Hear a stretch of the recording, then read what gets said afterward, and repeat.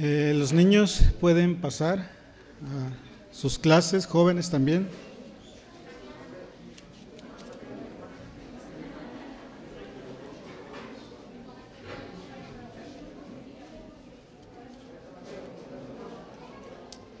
Damos gracias al Señor por la oportunidad que nos da nuevamente de poder compartir su palabra en este día.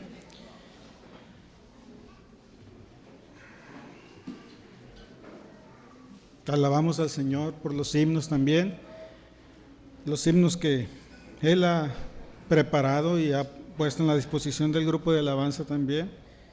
El tema, seguiremos también hablando de la gracia del Señor. El tema para el día de hoy es la gracia del Evangelio. Y nos vamos a estar basando en el pasaje de Mateo capítulo 13, de los versículos del 1 al 23.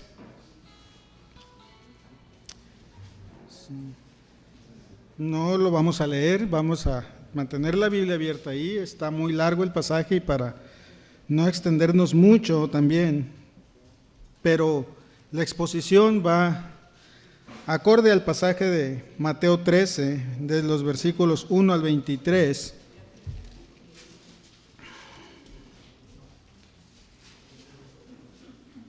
Sabemos que el tema del Evangelio de Mateo es mostrar la realeza de Cristo,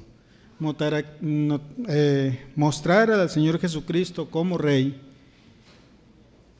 que Él para eso vino a este mundo, a ser Rey.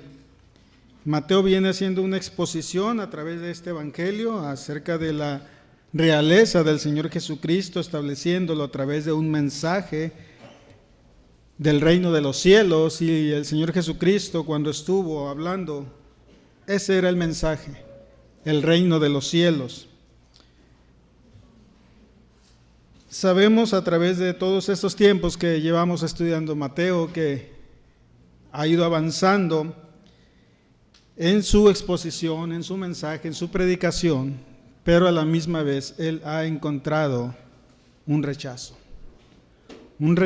de parte del ser humano. Y en este capítulo Él empieza a cambiar también el enfoque de su mensaje o las palabras de su mensaje, y lo va a hacer ahora por medio de parábolas, por lo cual este capítulo es conocido como las parábolas del Señor Jesucristo o parábolas sobre el reino, ¿sí? Y si nos basamos a lo que es el reinado del Señor Jesucristo, lo comenté anteriormente, en este capítulo es conocido como el tercer discurso de nuestro Señor Jesucristo. Y si hablamos de los discursos, el primer discurso que Él expresó es conocido como el Sermón del Monte y está en los capítulos 5, 6 y 7, y a la vez si le damos un título a esos 3 capítulos del Sermón del Monte, podemos decir que son los estatutos del reino. El Señor está hablando de un reino y en esos 3 capítulos ha establecido unos estatutos para ese reino, ¿sí? En el capítulo 10, Él está dando unas instrucciones a sus discípulos que Él ha escogido, ha llamado para seguir compartiendo la tarea del Evangelio. Y en esas instrucciones, ese capítulo 10 es conocido como el segundo discurso. Y por título le podemos poner, ¿sí?, los embajadores del reino. ¿Sí? Jesucristo es el Rey, establece las bases de su reinado, luego Él llama a este grupo de varones, discípulos que después fueron titulados como apóstoles y a los cuales les podemos llamar los embajadores del reino, ¿sí? Y en este tercer discurso, que es el capítulo 13, las parábolas sobre el reino, le podemos titular también a este capítulo como los ejemplos del reino. Y en la exposición de este día he titulado el mensaje de hoy, la gracia del Evangelio. Así es que vamos a orar para exponer este tema y pedir al Señor sabiduría de lo alto y gracia sobre mi persona para poder hacerlo de una manera correcta, de una manera sana, conforme a los propósitos y la voluntad de nuestro Señor Jesucristo. Acompáñenme a orar. Padre Celestial, Señor, en esta hora, Padre, estamos ante ti, Señor, y aquí en este lugar que tú has dispuesto, Señor, para que como pueblo, como familia, como grupo, Señor, nos reunamos con un mismo propósito, de alabar y bendecir tu santo nombre, Señor, de exaltarte sobre todas las cosas, Padre, y declarar abiertamente y públicamente que tú eres nuestro Rey, que tú eres nuestro Señor, Padre, porque tú lo has dispuesto así, nos has llamado a pertenecer a este reino, Padre, y te alabamos y te damos gracias, Señor. Te pedimos sabiduría, Señor, para poder exponer este tema, Señor, este capítulo, en tu nombre, Señor, y para tu honra y para tu gloria.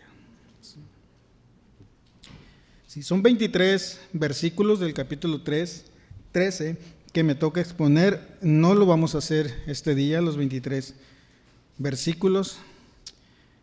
Vamos a empezar con el versículo 1. Dice Mateo capítulo 13 versículo 1, dice: ese mismo día salió Jesús de la casa y se sentó a la orilla del mar. ¿Sí? Vamos a empezar con este versículo. Aquí estamos viendo cómo inicia el versículo, cómo inicia este capítulo, nos está relacionando con el capítulo anterior. ¿Qué pasó el capítulo anterior? En ese mismo día, porque Mateo dice, ese mismo día. ¿Qué es lo que sucede en ese día? Bueno, en ese día Jesús ha sido rechazado públicamente, es decir, bajo circunstancias que se le han presentado en su persona hacia él, ha sido un rechazo total públicamente, ¿sí? Y no solamente por las personas, sino más bien por los religiosos, por los que dirigían al pueblo, por las personas que estaban al frente como líderes dirigiendo a una nación en lo que religiosamente podemos hablar, ha recibido una oposición total. Jesús ha enfrentado una oposición religiosa hacia él. Si recordamos en el capítulo 10, cuando él llama a sus discípulos y da las instrucciones, en parte de esas instrucciones, él habla a sus discípulos y les dice: va a haber una oposición religiosa, va a haber oposición familiar, va a haber oposición civil y va a haber oposición política. Él está dando instrucciones de lo que cada persona que vendrá a conocer el Evangelio y por gracia ser salvo por Dios y venir a Él, va a recibir, va a enfrentar este tipo de persecuciones. Y en este capítulo 12, Él precisamente está enfrentando la oposición religiosa por parte de los fariseos y los escribas, y lo hemos estudiado anteriormente. Fue criticado por hacer obras en día sábado, fue criticado también por sanar a un endemoniado, ¿sí? Le acusaron públicamente de tener precisamente una alianza, una asociación con Satanás por la obra que está haciendo de sanar a un endemoniado, y eso lo podemos observar aquí mismo en Mateo. Sí, en Mateo capítulo 9, verso 34, dice que los fariseos decían: él echa fuera a los demonios por el príncipe de los demonios. En el capítulo 10, verso 25, una vez más, dice: le basta al discípulo llegar a ser como su maestro y al siervo como su señor. Si al dueño de la casa lo han llamado Belzebú, cuánto más a los de su casa. Una vez más en el capítulo 12, versículo 34,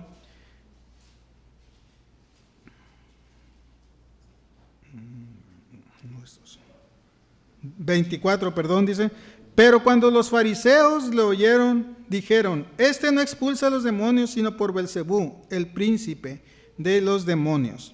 ¿Sí? Aquí vemos que la acusación religiosa, la oposición que él está enfrentando es grande, y le están asociando precisamente con Satanás.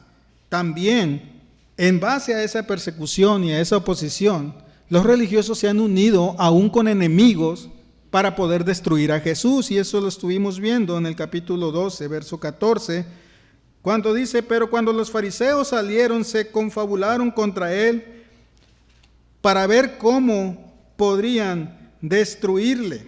¿Sí? Aquí vemos que ya hay una oposición presente sobre su vida, y en el Evangelio de Marcos, en el capítulo 3, versículo 6, dice que cuando los fariseos salieron enseguida y se comenzaron a tramar con los herodianos en contra de Jesús para ver cómo podían destruirle. Mateo no dice esas palabras con quienes se unen, pero Marcos nos da una visión más amplia. ¿Sí? Los herodianos eran enemigos de los fariseos, pero tenían un enemigo en común, que es Jesucristo, y se unen para ver cómo poder destruirlo. ¿Sí? Entonces, vemos que estas actitudes han llevado a los religiosos y al pueblo a rechazar el ministerio que el Señor Jesucristo viene desarrollando, y al mismo tiempo también menospreciar su testimonio. ¿Sí? También vemos en el capítulo 12, al final, lo vimos la semana pasada, que también presenta una oposición familiar. La misma familia también se opone al ministerio del Señor Jesucristo. ¿Sí? Y lo vimos en el capítulo 12, versículo 46 al 50. Viene la familia a buscar al Señor Jesucristo. Vean el versículo 46, dice, mientras él aún estaba hablando a la multitud, he aquí su madre y sus hermanos estaban afuera, deseando hablar con él. ¿Sí? Alguien le dice, he aquí tu madre y tus hermanos están afuera deseando hablar contigo. Pero respondiendo él, al que se lo decía, le dijo, ¿quién es mi madre y quiénes son mis hermanos? Y extendiendo su mano hacia sus discípulos, dijo, he aquí mi madre y mis hermanos, porque cualquiera que hace la voluntad de mi Padre que está en los cielos, ese es mi hermano, mi hermana y mi madre. Aquí vemos que la familia viene a buscar a Jesús. ¿Sí? Si nosotros nos quedamos solamente en el Evangelio de Mateo, podemos deducir, bueno, es su familia, vienen a buscarle porque es hermano de ellos, viene María, la madre de Jesús, pero realmente no lo buscan por esos sentimientos. Vamos a Marcos otra vez, capítulo 3, vamos a ver la verdadera razón por la cual le buscan. ¿Sí? En Marcos capítulo 3, versículo 21, dice, cuando sus parientes oyeron esto, fueron para hacerse cargo de él, porque decían, está fuera de sí. ¿Qué es lo que la familia está pensando del Señor Jesucristo? Está loco, está fuera de sí, no está en control.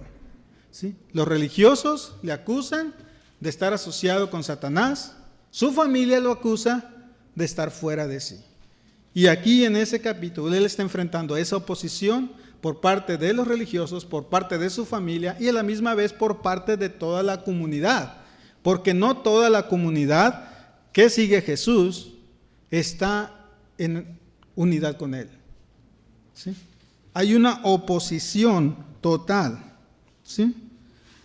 En ese mismo día, dice el capítulo 13, versículo 1. O sea, no ha pasado aún, no ha terminado el día de todas esas actividades, de todo eso que él ha enfrentado, cuando él pronuncia estas palabras del capítulo 3. Ese mismo día.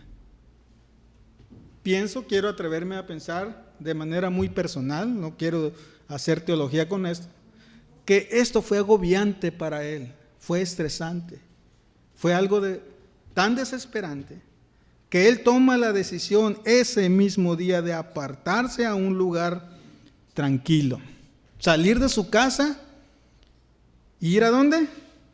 A la orilla del mar. Creo que todos hemos ido al mar, hemos estado a la orilla del mar. ¿Cómo sentimos en nuestra persona al estar a la orilla del mar? Bueno, en lo personal a mí me relaja el ruido, me relaja las olas y empieza uno a pensar y a poner cosas en orden. Quiero pensar que de la misma manera el Señor Jesucristo, después de enfrentar todo eso durante el día, una oposición total hacia Él, un rechazo total a su ministerio, a su testimonio, menospreciando totalmente ese testimonio, él también toma esa decisión y dice: quiero salir de casa e ir a la orilla del mar. Versículo 1 del capítulo 13. Jesús enfrenta oposición, rechazo total, sale de su casa, ¿sí? Y como les digo, el hecho que dice salió Jesús de la casa, podemos decir que sale a tomar decisiones en cuanto a su ministerio, en cuanto a su testimonio, en cuanto a la obra que él viene haciendo, ¿sí? A través de esta declaración nosotros podemos decir que las parábolas que siguen en este capítulo 13 tienen que ver con verdades externas tocante al evangelio del reino, al evangelio que él ha estado predicando. Si recordamos desde el capítulo 3 de Mateo, con su precursor Juan el Bautista, él está anunciando un evangelio del reino y está diciendo: arrepiéntanse. Él empieza su ministerio en el capítulo 4 y dice las mismas palabras: arrepiéntanse. Cuando da las instrucciones a sus discípulos, una vez más, él vuelve a decir las mismas palabras a sus discípulos: y vayan y díganle, arrepiéntanse. Pero cuando llega el capítulo 12, vemos que no hay arrepentimiento, al contrario, hay un rechazo, hay una persecución, hay un menosprecio a su testimonio, ¿sí? Y al estar él fuera de su casa e ir a la orilla del mar, empieza a tomar otras decisiones en cuanto a su ministerio, ¿sí? Como les digo, él empieza a planear unas verdades externas tocante al evangelio del reino, y lo podemos ver en el versículo 2, cuando dice: y se congregaron junto a él grandes multitudes. Y aquí vamos a hablar, este capítulo 13 habla de 7 parábolas. 7 parábolas que nos van a revelar cualidades del reino. Las personas que son salvas deben reflejar esas cualidades, ¿sí? Por lo cual podemos ver cualidades externas y cualidades internas, ¿sí? En el versículo 2 dice que él habla a una multitud al estar a la orilla del mar. Empieza a hablar a la multitud y ahí van catalogadas 4 parábolas que son expuestas de manera abierta, de manera general, a la multitud que le acompaña. Y esas parábolas son la parábola del sembrador, del versículo 1 al verso 23, la parábola de la cizaña y el trigo, que estarán exponiendo los hermanos más adelante, del versículo 24 al 30, la parábola del grano de mostaza,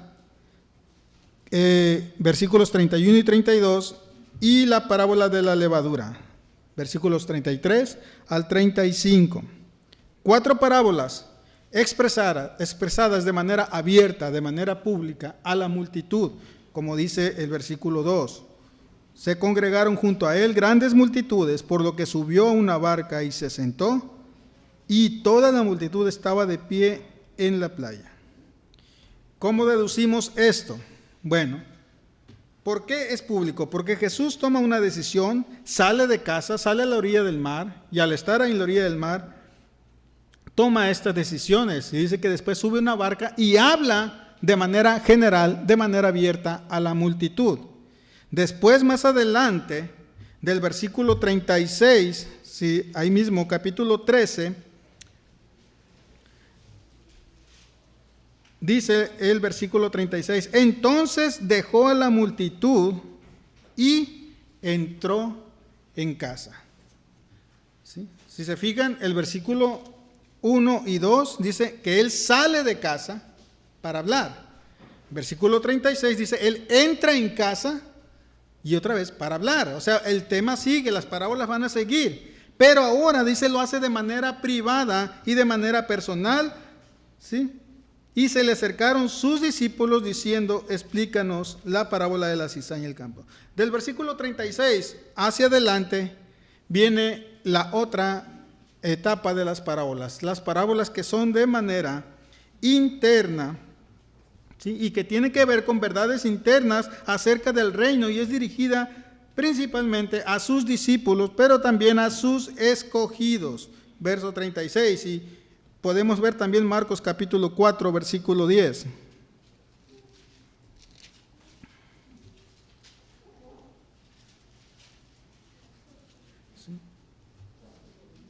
Cuando se quedó solo, dice, sus seguidores junto con los 12 les preguntaban sobre las parábolas. Aquí vemos,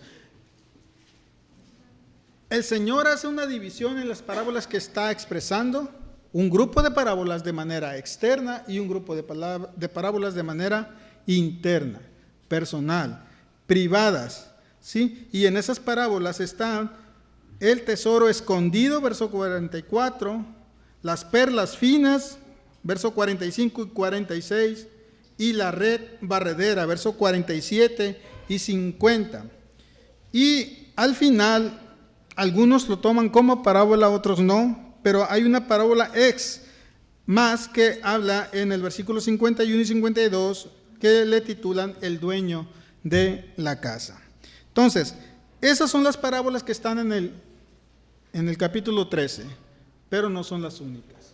¿Por qué? Porque por las palabras del Señor Jesucristo y las parábolas de Mateo, dice que Él habló muchas cosas por parábolas. Mateo registra estas, porque tienen que ver con el reino, ¿sí?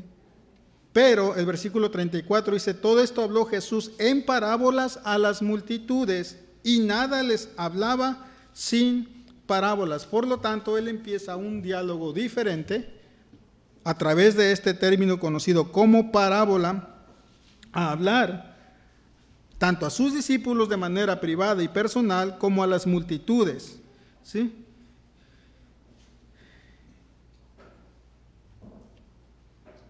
Dice, ese mismo día salió Jesús de la casa, después de enfrentar todas esas luchas, esas pruebas a su persona, hacia su ministerio, se va a la orilla del mar, ¿sí? Sale de su casa y se va a la orilla del mar. Y ahí me atrevo a pensar que empieza a analizar la etapa de su ministerio desde Juan el Bautista, Mateo 3, versículo 1 y 2, cuando Juan el Bautista empieza un ministerio también, anunciando precisamente el evangelio de la gracia, ¿sí? En aquellos días llegó Juan el Bautista predicando en el desierto de Judea diciendo, arrepentidos, porque el reino de los cielos se ha acercado. 4:17, Jesús también inicia un ministerio. Desde entonces Jesús comenzó a predicar y a decir, arrepentidos, porque el reino de los cielos se ha acercado. Y como les dije hace rato, cuando da las instrucciones a sus discípulos en Mateo capítulo 10, vemos el versículo 7 y les dice también, y cuando vayáis, predicad diciendo, el reino de los cielos se ha acercado. ¿Sí? Aquí vemos, el mensaje ha sido predicado, el evangelio ha sido predicado por Juan, por Jesús, por los discípulos. Sin embargo, la gente no ha reaccionado como nosotros humanamente pudiéramos esperar. ¿Sí? Jesús ya no está físicamente con nosotros hoy. Ya no está haciendo milagros como lo hizo en ese tiempo. Este pueblo fue privilegiado porque pudieron ver a Jesús de manera presencial, no virtual ni por Zoom, sino presencial. Lo contemplaron, vieron las obras que Él hacía, vieron el mensaje que Él daba, y lo único que expresaron es maravillas por la manera que enseñaba cuando terminó el Sermón del Monte. Dice que las multitudes, las personas, se maravillaban por su mensaje, porque hablaba con autoridad y no como los escribas. Pero eso también me lleva a deducir que el escuchar el evangelio no va a traerte salvación a ti. Se ocupa algo más. Se ocupa algo más, ¿sí? Entonces queda comprobado en estos resumen de los capítulos 3 al capítulo 12 y entrando ya al capítulo 13, que Jesús al estar a la orilla del mar empieza a reflexionar sobre estas cosas y a comprobar también que el hombre tiene una depravación total. Tiene una incapacidad para responder al Evangelio. ¿Sí? El hombre está incapacitado totalmente para responder al Evangelio de manera personal o en tus fuerzas. No puedes venir al Señor Jesucristo de manera voluntaria. ¿Sí? Hay una depravación total en el hombre y lo podemos ver desde el Génesis, capítulo 6, versículo 5.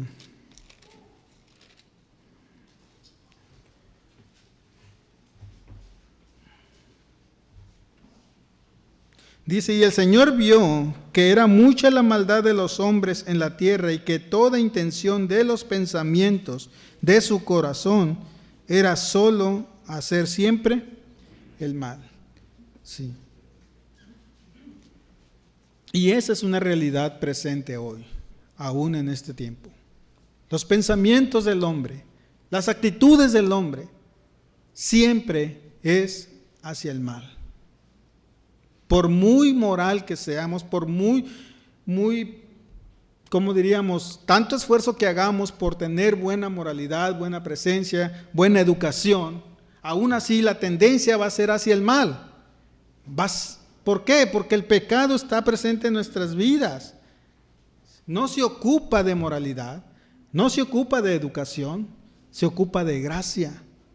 Gracia es lo que ocupa el ser humano. El hombre no puede venir a Dios. Lo que el hombre ocupa es que Dios venga a buscarle, que Dios venga a su vida, que Dios venga a revelarle precisamente las verdades de su palabra a su corazón. Cuando Adán peca, la reacción natural de él, y digo natural porque es la naturaleza pecaminosa, es huir de Dios y esconderse de Dios. Dios tiene que venir a buscar y decir, ¿dónde estás tú, Adán? ¿Dónde estás? Entonces, hay una depravación real en el ser humano que eso le lleva a tener una incapacidad total para responder al llamado de Dios. ¿Sí? Tiene que existir entonces un llamado eficaz de parte de Dios a su vida. Dios tiene que venir y, como dice un himno, llamarte por tu nombre y decirte, ven, si no, nadie puede venir al Señor. Y vamos a ver Salmos capítulo 27.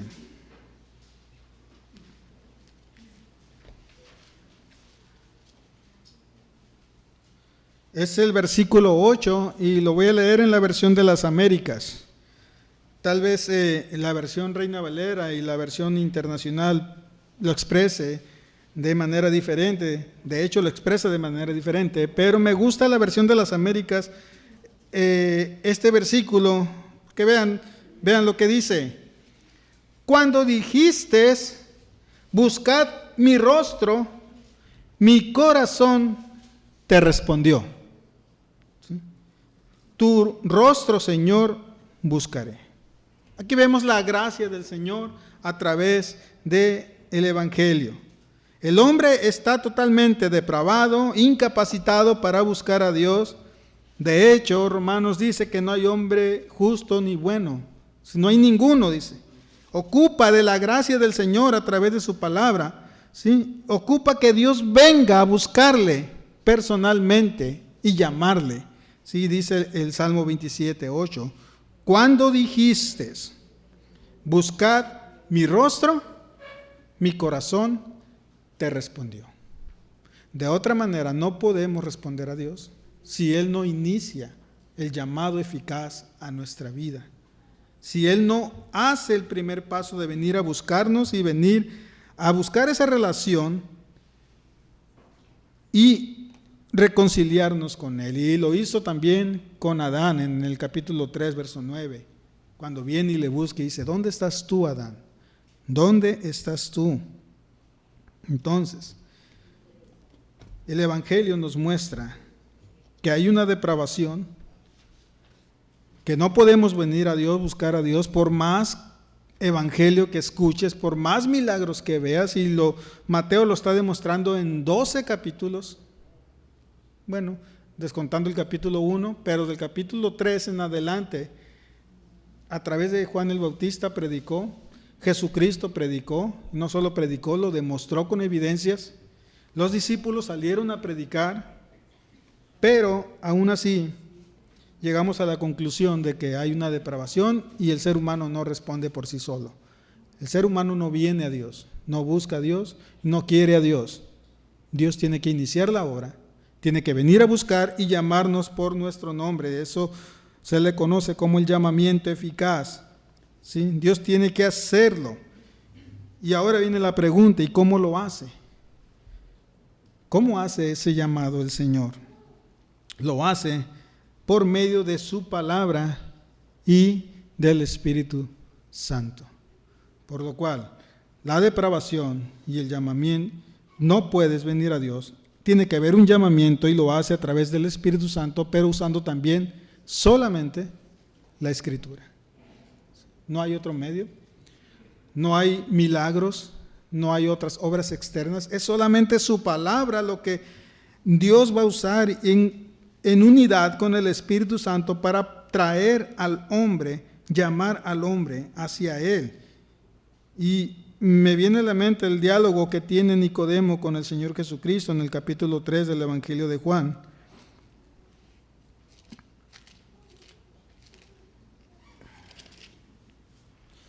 Y el verso 5 dice, en el diálogo Jesús habla con Nicodemo y le hace ver, le dice, ¿sabes qué? Necesitas nacer de nuevo. Nicodemo era un fariseo, pero a la misma vez de tener ese título de fariseo, era uno de los maestros, de los que conocían las Escrituras, incluso la enseñaba, pero no conocía el Evangelio en su vida.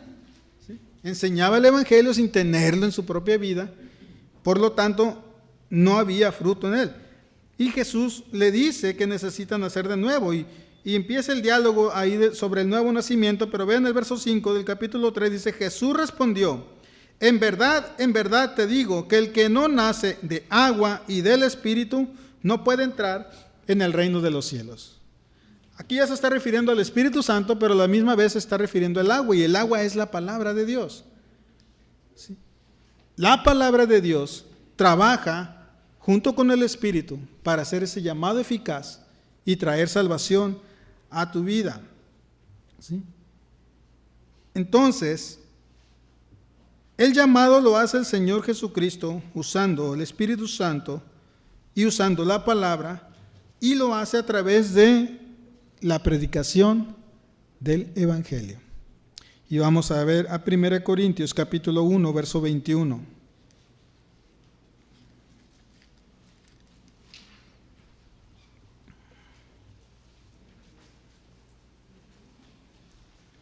Primera de Corintios capítulo 1 verso 21 dice, porque ya que en la sabiduría de Dios el mundo no conoció a Dios, por medio de su propia sabiduría, agradó a Dios mediante la necedad de la predicación, salvar a los que creen.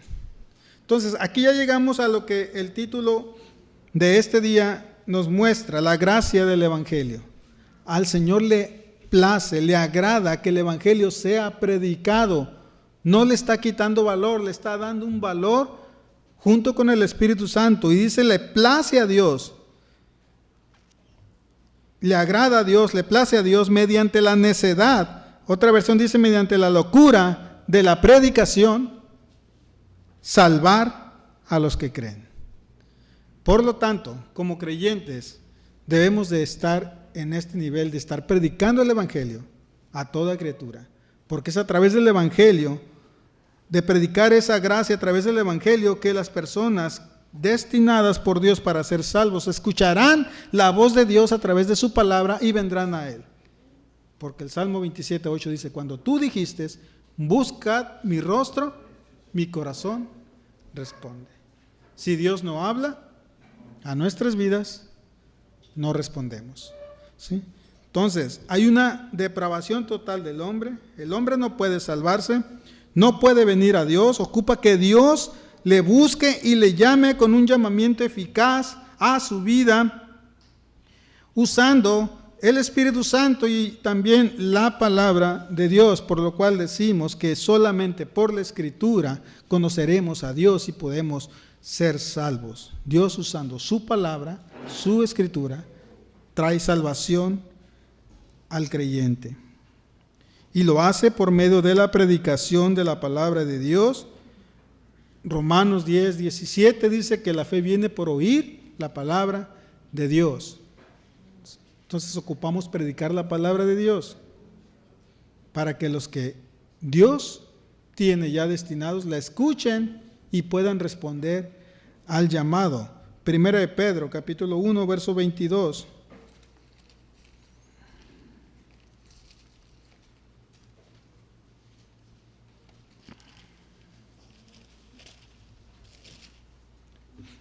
Del 22 al 25 dice: puesto que en obediencia a la verdad habéis purificado vuestras almas para un amor sincero de hermanos, amados, unos a otros entrañablemente de corazón puro, pues habéis nacido de nuevo, no de una simiente corruptible, sino de una incorruptible, es decir, mediante la palabra de Dios que vive y permanece para siempre.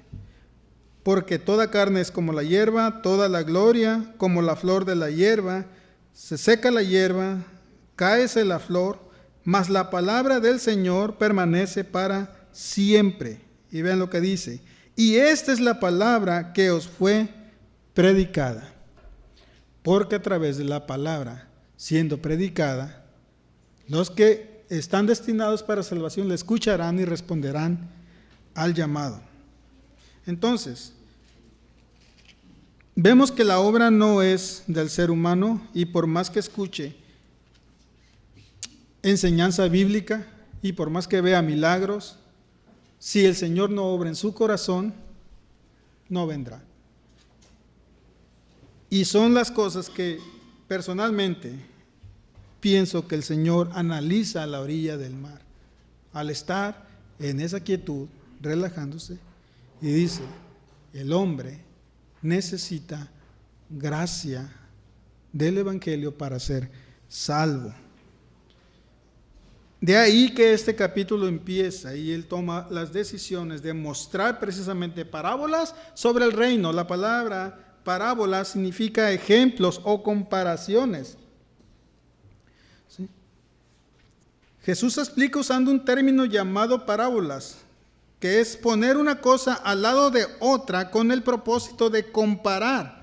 Las parábolas de Jesús comunican verdades presentes relacionadas con el tema del reino de los cielos. Por lo cual, basándonos en los versículos 11, que dice, le hacen la pregunta a los discípulos, el Señor Jesucristo toma esa decisión de hablarles a las multitudes y a los discípulos por medio de parábolas. Y los discípulos, al empezar a escuchar al Señor Jesucristo hablar de esta manera, cambiando ya cómo venía hablando anteriormente, los discípulos vienen a él, dicen en el versículo 10, y le dicen: ¿por qué les hablas por parábolas? ¿Por qué con ejemplos? ¿Por qué con estas comparaciones? La respuesta del Señor Jesucristo les dice: porque a vosotros se os ha concedido, dice, conocer los misterios del reino de los cielos, pero a ellos no se les ha concedido. Y aquí vemos una vez más la elección incondicional del Señor.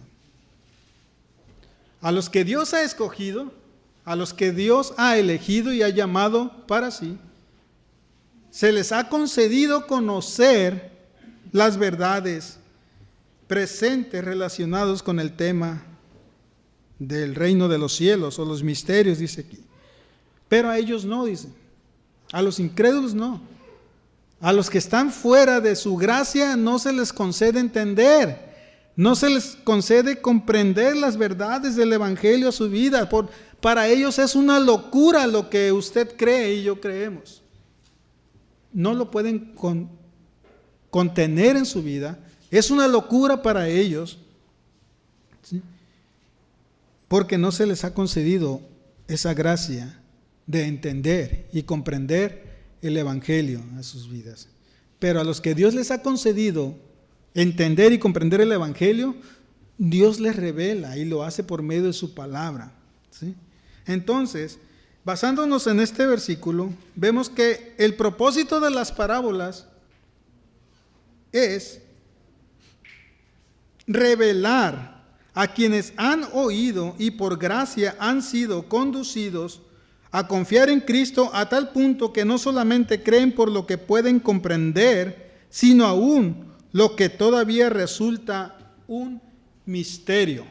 ¿Por qué? Porque los que les ha concedido, Dios les ha dado fe para creer, ¿sí? Y esa fe, dice Hebreos 11, el versículo 1, dice: ahora bien, la fe es la certeza de lo que se espera, la convicción de lo que no se ve.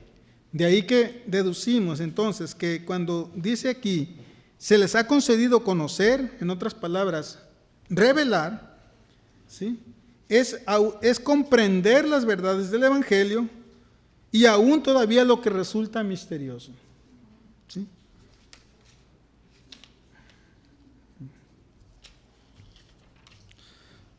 Pero también el otro propósito que encontramos al narrar las parábolas del Señor Jesucristo, como a unos les concede revelación, a otros les concede ocultar algo, ¿sí? Y eso es a quienes, al negarse constantemente a recibirle y han endurecido sus corazones, Dios les esconde las verdades presentes de su gracia, ¿sí? A unos les revela su gracia y a otros se las esconde. No es obra de usted ni mía, no es obra del predicador, que es bueno para predicar y muchos creen y vienen multitudes. No es obra del predicador, es la obra del Señor, que concede salvación por gracia a través del Evangelio y a otros no les concede esa salvación. Por lo cual, Dios revela su gracia a sus escogidos. Y lo vemos en 1 Corintios, capítulo 1, una vez más.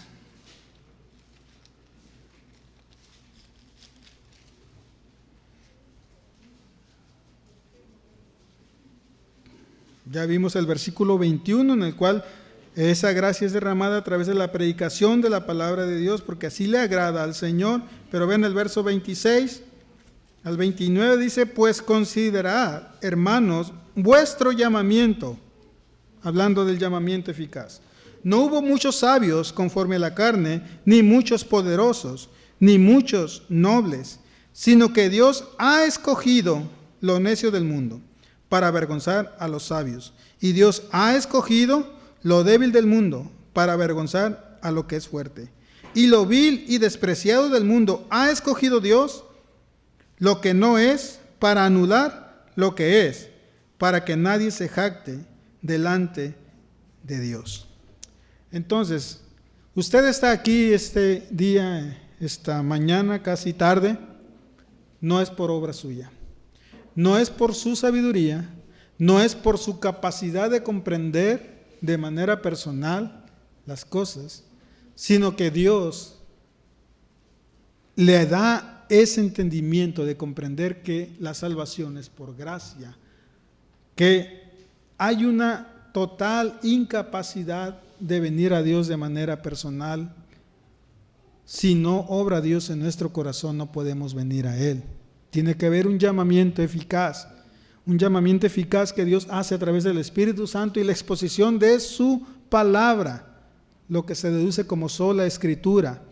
Si Cristo es el único que puede salvar, y como dice aquí, para que nadie se jacte delante de Dios, no es obra nuestra, no es obra personal, es la obra de Dios, por lo cual terminamos con este pasaje de Jeremías 9:23.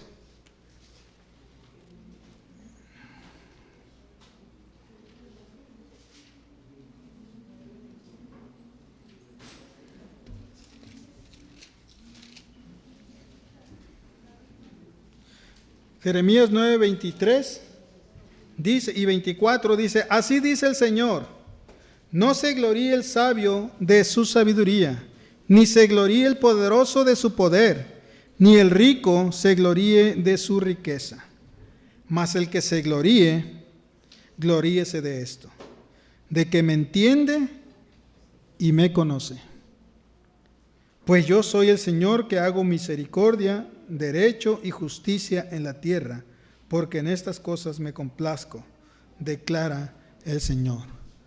Por lo cual, podemos decir que en el Evangelio de la Gracia, al ser expuesto y revelar y traer un llamamiento eficaz a nuestra vida por la obra del Espíritu Santo, traernos a salvación y revelarnos las cosas a nuestra vida de manera personal y de manera íntima, lo único que nos resta decir que toda la gloria es solo para el Señor. La gloria solo es para el Señor.